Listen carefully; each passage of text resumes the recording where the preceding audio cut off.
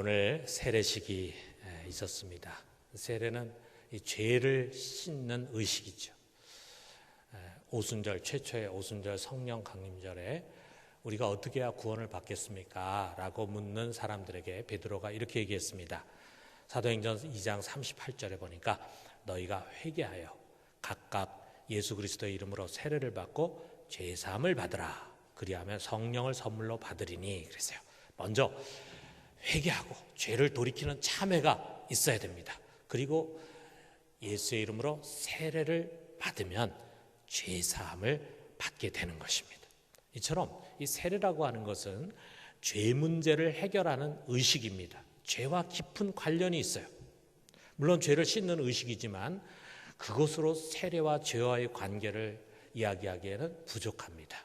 오늘 우리가 이 말씀 속에서 이 부분에 대해서 우리가 두 가지로 생각하면 좋겠습니다. 첫째로, 세례는 내가 죄에 대해서 죽는 것이다. 자, 여러분, 이 죄라고 하는 걸 생각을 해봐요. 죄만큼 우리의 삶에 깊이 엮여 있는 것이 있겠습니까?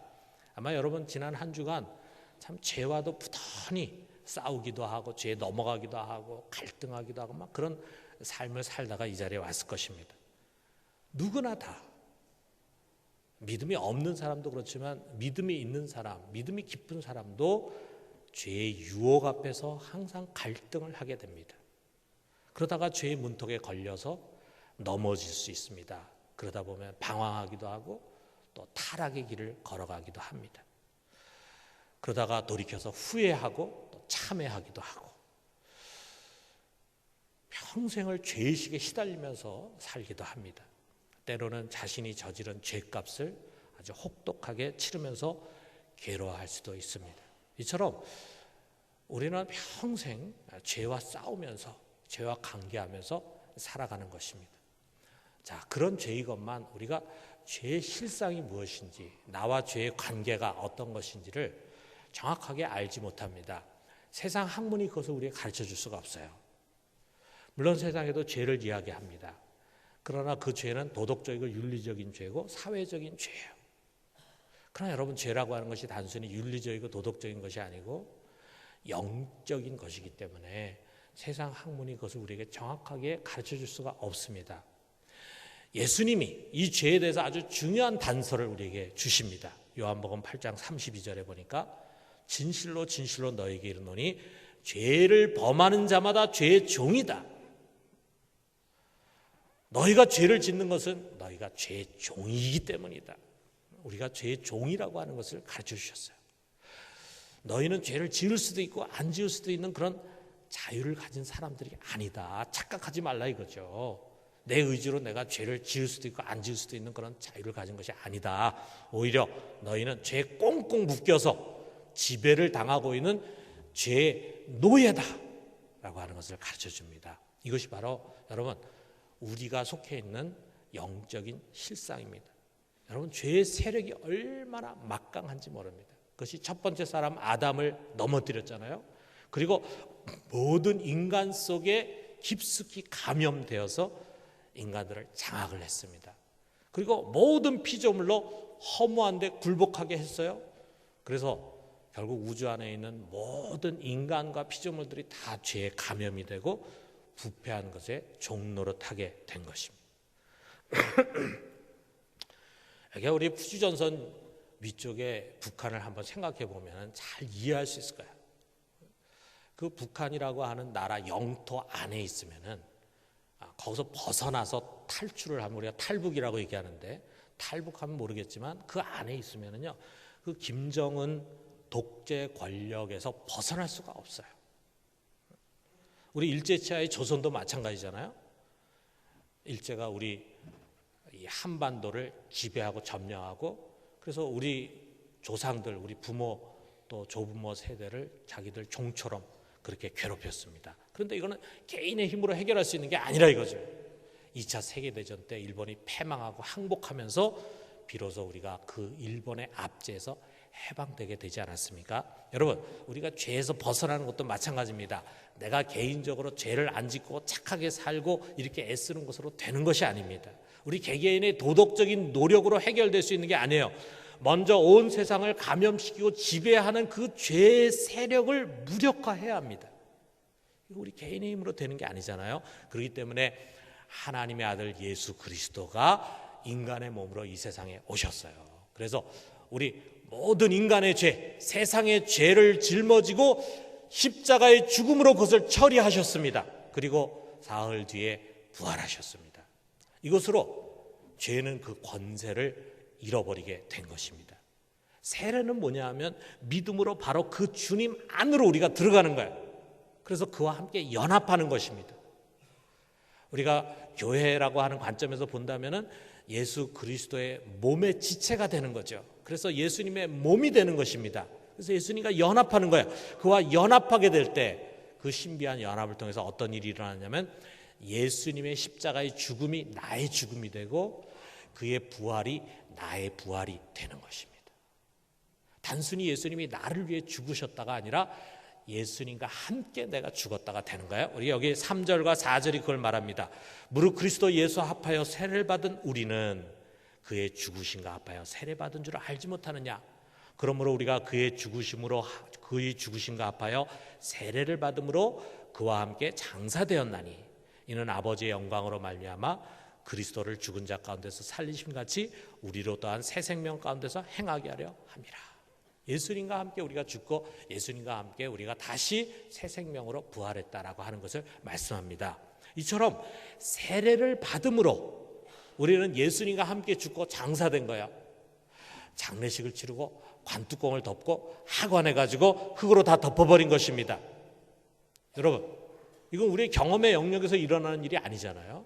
여기 예수를 믿고 세례받은 사람 중에 어느 누구도 이와 같은 죽음과 그 다음에 장사 지내는 과정을 직접 경험하고 체험한 사람 아무도 없어요. 이것은 육안으로 볼 수 없는 하나님의 세계, 영원한 세계, 참된 세계, 변하지 않는 진리의 세계 속에서 일어난 분명한 사실입니다. 그것을 하나님은 말씀을 통해서 우리에게 가르쳐 주시는 거예요. 그렇기 때문에 우리가 그 말씀 믿음으로 붙들고 고백할 수 있습니다.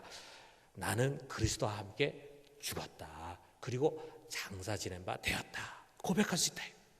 자, 오늘 6절과 7절은요. 이거를 조금 더 자세하게 설명하는데 뭐라 그러냐면 우리가 알거니와 우리의 옛사람이 예수와 함께 십자가에 못 박힌 것은 죄의 몸이 죽어 다시는 우리가 죄에게 종노릇하지 아니하려 함이니 이는 죽은 자가 죄에서 벗어나 의롭다 하심을 얻었습니다. 그랬어요.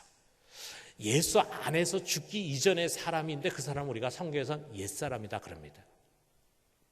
그 옛사람은 죄의 몸이었어요. 죄의 몸이라고 하는 것은 무슨 뜻이냐면 죄의 오염이 돼서 죄와 사망 아래에 있는 인간 존재. 자, 다시 말하면 완전히 죄의 DNA로 구성되어서 죄의 통제 아래 벗어날 수 없는 그런 존재를 죄의 몸이라고 말합니다. 자, 그런 죄의 몸이 우리가 조금 착하게 살겠다라고 하는 노력으로 바뀌어질 수 있겠어요? 우리가 교회 안에도 보면요, 오랫동안 교회를 다님에도 불구하고 이제 신앙생활이라는 것은 조금 더 착하게 살려고 하는 거지, 조금 더 선한 사람 되는 거지, 이런 생각을 갖는 사람들이 있습니다. 여러분, 우리가 착하게 살려고 노력하고 조금 더 선한 사람 되려고 해서 죄의 문제가 해결되지 않습니다. 그렇기 때문에 어떻게 했습니까? 예수님과 함께 그 옛사람을 죽게 한 거예요. 그래서 우리 옛사람, 그 옛사람이 예수님과 함께 죽었습니다. 죽었는데 어떻게 죽었냐? 죄에 대해서 죽었다. 이렇게 말하고 있어요. 죄에 대해서. 참 이게 좀 머릿속에 팍 들어오는 그런 의미가 아닌데 우리는 죄에 대해서 죽었다라고 할 때 무슨 말이냐 하면은 우리의 죽음으로 말미암아 죄와의 관계가 완전히 단절이 됐다라고 하는 걸 의미해요. 자, 우리가 이러한 우리 죄와 우리와의 관계, 세례와의 관계를 잘 이해할 수 있도록 그래서 만든 영화인지 모르겠어요. 그런 건 아니겠지만 우리가 영화 중에 적과의 동침이라는 영화가 있어요. Sleeping with the Enemy라고 하는 영화인데 아마 여러분 보신 분들이 많이 있을 겁니다. 이 영화를 보면은요, 이 여자가 불행한 결혼 생활을 해요. 남편하고 결혼했는데 이 남편이 아주 의처증이 심하고 결벽증이 심해. 그래서 부인은 막 달달달달 볶습니다. 너무 남편하고 사는 게 싫은데 도망갈 수가 없어요. 남편이 너무 치밀하고 완벽해. 그 선에서 벗어날 길이 없습니다. 몇 번 탈출을 시도했는데 다시 붙잡혀가지고 오히려 더 큰 폭행을 당합니다. 그러던 그녀가 이제 남편과 함께 요트를 타고 바다에 나갔어요. 그러다 그만 거기서 바다에 빠져가지고 실종이 됩니다. 아내가 수영을 못한다는 걸 남편이 잘 알거든요. 남편 아내를 찾아가지고 수색하지만 결국 찾지 못하고 남편은 결국은 아내가 물에 빠져 익사했다 생각을 하고 그 다음에 장례식까지 다 치렀어요. 주위에 있는 사람들 불러가지고 장례식까지 다 치렀습니다. 그런데 사실은 이 모든 것이 이 감옥과 같은 집에서 벗어나기 위한 그녀의 치밀한 계획이었어요. 그녀는 아주 오래전부터 수영을 배웠습니다. 몰래 남편 몰래 수영을 배워가지고 아주 수영을 잘 하는 그런 사람이 됐어요. 그래서 그날 물에 빠져가지고 익사한 것이 아니라 몰래 수영해가지고 와서 자기 짐을 다 싸들고 그 다음에 낯선 곳으로 가가지고 거기서 이름도 바꿔가지고 새로운 삶을 시작하게 됩니다. 자, 우리가 이 영화의 스토리를 생각하면은요, 그녀는 죽었는데 어떻게 죽었냐? 남편에 대해서 죽은 거예요. 남편과의 모든 관계가 끝났습니다. 죽음을 통해서. 남편이 장례식도 치르고 그 다음에 사망 신고도 했겠죠. 뭐 우리식으로 한다면 호적 정리가 다 된 거죠. 그래서 이 가짜 죽음이긴 하지만 어쨌든 죽음을 통해서 이 남편의 마수에서 완전히 벗어난 거예요. 자, 이것처럼 우리가 예수와 함께 죽었습니다. 그 죽음은 죄에 대해서 죽은 것입니다. 그래서 여기 7절에 이는 죽은 자가 죄에서 벗어나라고 하는 말씀처럼 우리가 죽음으로 말미암아 죄와의 관계가 끊어지고 죄로부터 완전히 벗어나게 된 것입니다. 우리는 죄와 이제 상관없는 존재가 됐어요. 그런데 죽음으로 끝난 것이 아닙니다. 그 다음에 우리가 다시 예수와 함께 살아난 거예요. 예수가 부활하신 것처럼 우리도 다시 살아나는데 새로운 피조물로 살아난 것입니다. 우리가 엄마 뱃속에서 처음 태어날 때는요, 우리의 의지와 상관없이 부모를 통해서 죄 유전을 받습니다. 그래서 유전죄가 우리 속에 흘러들어와 아무 잘못한 것도 아닌데도 불구하고 그 아이는 이미 죄인입니다. 하나님과의 관계가 단절되어 있어요. 그런데 우리가 그 옛사람이 죽고 이제 새로운 사람으로 거듭나게 될 때 그 새로운 사람은 죄가 하나도 없는 존재예요. 의롭다함을 받은 존재예요. 그렇기 때문에 죄로 인해서 깨어졌던 하나님과의 관계가 다시 회복이 됩니다. 이걸 성경은 뭐라고 표현하냐면 하나님에 대해서 살아났다 이렇게 말합니다. 죄에 대해서 죽었고 하나님에 대해서 살아났다 이렇게 말합니다. 여기 11절에 이와 같이 너희도 너희 자신을 죄에 대하여는 죽은 자요 그리스도 예수 안에서 하나님께 대하여는 살아있는 자로 여길지어다. 그러므로 여러분 참 이 세례라고 하는 것이 엄청난 사건입니다. 오늘 세례 받으신 분들이 있지만 또 이미 세례 받으신 분들이 여기에 많이 있지만 그 세례라는 것이 보통 사건이 아니라 이거예요. 그 세례를 통해서 우리는 죄에 대해서 죽었습니다. 그것으로 말미암아 우리는 죄로부터 분리되고 독립을 했어요. 이제는 내가 죄를 범하지 않으려고 하면 얼마든지 범하지 않을 수 있는 자유가 우리 속에 주어져 있어요. 우린 자유인입니다. 그 죄는 더 이상 우리를 지배할 수가 없어요. 14절에 보니까 죄가 너희를 주장하지 못하리니 이는 너희가 법 아래 있지 아니하고 은혜 아래 있습니다. 그래서 죄로부터 해방된 것뿐만이 아니라 더 한 걸음 더 나가서 이제는 우리가 은혜 아래 거하는 자가 됐어요. 그래서 우리 힘으로 그 자유를 지키는 것이 아니라 이제 하나님의 은혜의 보호를 받는 자가 되고 하나님의 은혜의 힘을 얻는 자가 되고 그래서 더욱더 죄를 이길 수 있는 힘과 권세가 우리 속에 주어지게 된 거죠. 그러므로 여러분 우리는 더 이상 죄에 머물러 있을 이유가 없습니다. 죄에 눌려 살 이유가 없습니다. 여러분 오늘 이후로 여러분 심령 깊은 곳에 숨겨져 있는 미움, 거짓, 음행, 탐욕 이 모든 죄의 습관과 사슬에서 벗어날 수 있기를 주님의 이름으로 축원합니다. 두 번째로는 죄가 우리 몸을 지배하지 못하게 하라라고 하는 거예요.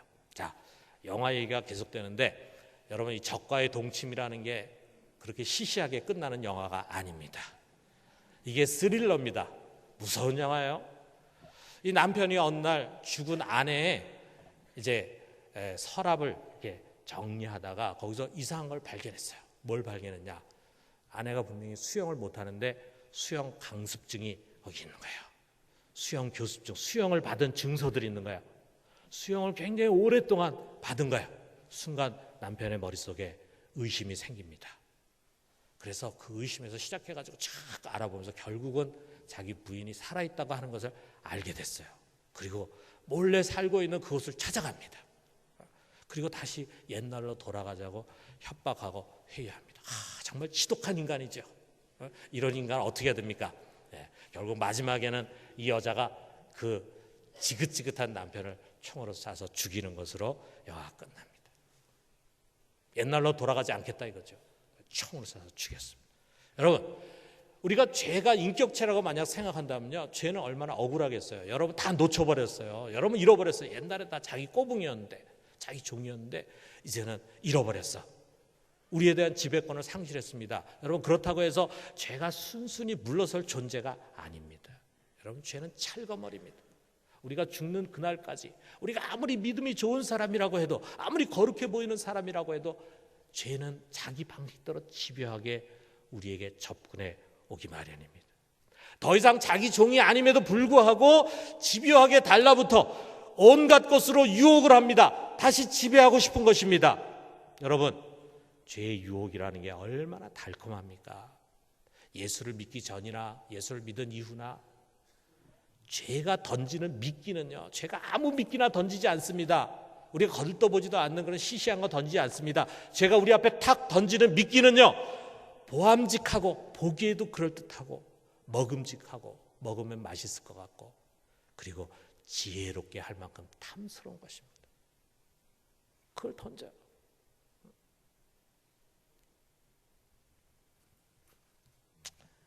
그래서 누구나 다 침을 흘리고, 저거 내가 먹으면은, 저거 내가 가지면은, 저걸 내가 행하면은 참 좋을 것 같다, 행복할 것 같다, 내 미래가 창창하게 열릴 것 같다라는 그런 착각을 갖도록 만드는 거예요.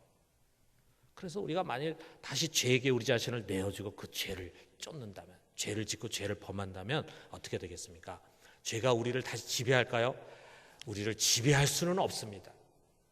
우리는 이제 죄 지배를 받는 존재가 아닙니다. 우리가 죄를 범한다 할지라도 죄가 우리를 지배할 수는 없습니다. 그러나 죄는 우리 속에서 우리를 괴롭히면서 우리를 무기력한 그리스도인으로 만드는 거예요.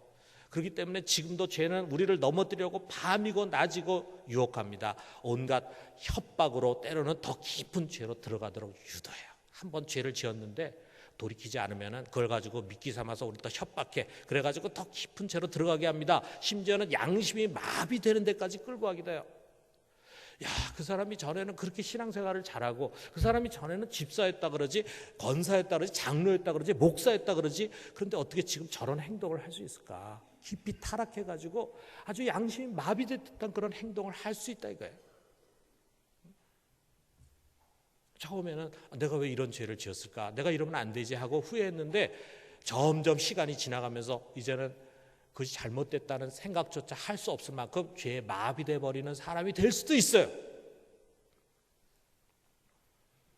심지어는 깊은 죄의식에 빠져서 하나님 앞에 나아가지 못하고, 또 그 죄로 인한 결과에서 헤어나오지 못하면서 아주 무기력한 신앙생활을 할 수 있습니다. 그래서 믿음에서 멀어지도록 하는 것입니다.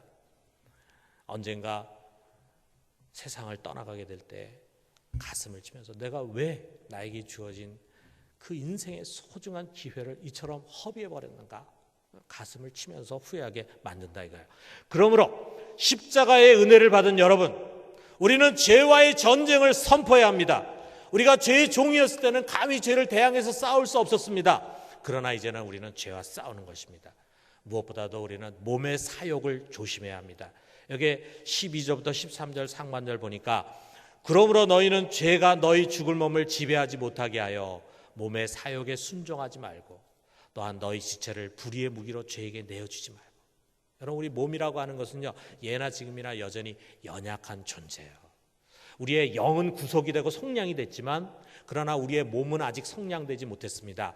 이 몸은 주님께서 다시 오실 때 거룩한, 죄가 하나도 없는 거룩한 신령한 몸으로 완전히 성량이 될 거예요. 그때까지 우리의 몸은 여전히 연약합니다. 그렇기 때문에 죄의 유혹에 흔들릴 수 있습니다. 그러므로 여러분, 우리는 육신의 소욕에 순종하지 말아야 합니다. 우리 육신이 원하는 대로 쫓아가다 보면은 우리도 모르는 사이에 불의의 무기가 되어서 죄에게 우리 자신을 드릴 수 있어요. 그렇기 때문에 여러분, 우리는 내 몸을 쳐서라도 절제해야 합니다. 근신해야 합니다. 여러분, 우리가 봐서는 안 될 것은 보면 안 됩니다. 먹어서 안 될 것은 먹어서는 안 됩니다. 우리가 가져서 안 될 것은 가져서는 안 됩니다. 그것을 갖고 싶은 욕망, 보고 싶은 욕망, 먹고 싶은 욕망이 우리 속에 일어날 때 여러분, 우리는 정말 잔인하게 우리 자신을 쳐서 복종시켜야 합니다. 그러지 않으면요, 우리가 어제까지만 해도 성령 충만하고 많이 성화된 사람이었지만 오늘 넘어질 수 있어요. 우리 죽을 때까지 우리는 항상 그런 긴장감 속에서 살아야 합니다. 나가 보다 적극적으로 성령의 소욕을 쫓아야 합니다. 여기 13절에 보니까 오직 너희 자신을 죽은 자 가운데서 다시 살아난 자 같이 하나님께 드리며 너희 지체를 의의 무기로 하나님께 드리라. 죄를 안 지으려고만 하지 말고 우리의 몸과 시간과 물질을 경건한 일, 선한 일, 영원한 일에 더 적극적으로 드려요. 더 주님의 일에 힘쓰고 막 주님을 위해서 일하기에 바쁘다 보면 우리가 죄의 유혹을 받을 시간이 없습니다. 그런데 주님의 일에 무관심하고 이제 세상 일에 매달려가지고 이렇게 하다가 우리도 모르는 사이에 끊임없이 죄의 유혹에 시달리게 되는 거예요. 사랑하는 성도 여러분, 특별히 오늘 세례를 받는 여러분, 예수님이 우리를 그의 집요한 죄의 권세로부터 해방시키기 위해서 어떻게 하셨습니까? 그분이 이 땅에 오셔서 십자가를 지셨잖아요. 우리를 죄로부터 떼어내기 위해서 주님이 십자가를 지셨잖아요. 그리고 그 십자가에서 예수님뿐만이 아니라 우리도 죽었습니다. 죄에 대해서 죽었습니다. 여러분, 주님께서 우리를 위해서 피를 흘리고 우리도 거기서 한번 못 박혀 죽었는데 그런 우리가 다시 더러운 죄 그것을 끌어들이면서 그 안에서 살아야 되겠습니까? 여기 2절에 있는 말씀 우리 같이 한번 읽읍시다. 그럴 수 없느니라 죄에 대하여 죽은 우리가 어찌 그 가운데 더 살려. 그럴 수 없다. 그럴 수 없다. 우리가 그럴 수 없다. 우리가 그런 죄를 지으면 살 수 없다. 우리가 그런 죄의 웅덩이에 빠져가지고 헤매서 살 수 없다. 우리가 그런 죄의 습관을 가지고 반복하면서 살 수 없다. 우리는 죄에 대해서 죽은 자가 아닌가? 죄를 멀리합시다. 몸의 소욕을 쫓지 맙시다. 크고 작은 유혹 앞에서 단호합시다. 죄에 대해서 죽은 여러분, 이제 죄와의 전쟁을 선포하고 매일매일 우리의 모든 삶의 영역에서 죄와 싸우면서 거룩한 길로 나아갈 수 있게 되기를 주님의 이름으로 축원합니다.